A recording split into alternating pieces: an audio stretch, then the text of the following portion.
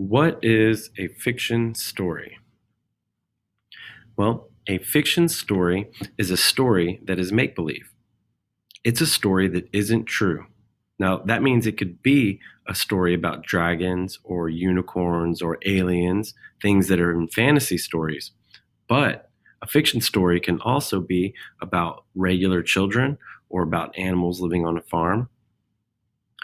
Any story, no matter what it's about, if it isn't true, if it didn't really happen, then it is a fiction story.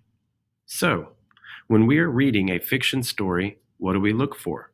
How do good readers read a fiction story? Well, a good reader will look at three different things: character, problem, and solution. If a reader reads any story and at the end can tell me the character, the problem, and the solution, that means that the reader was able to understand the story that they read. So let's put this into practice. Let's take an example. Little Red Riding Hood.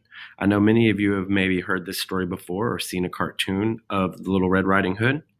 So after we finish reading the Little Red Riding Hood, who's the main character in the story? Well, the main character, of course, is Little Red Riding Hood. Now, what problem does Little Red Riding Hood encounter in the story? Well, the problem that she encounters is that a wolf is trying to trick her in order to eat her. Now, how does Little Red Riding Hood solve this problem? What does she do? Well, she outsmarts the wolf so that she can get away.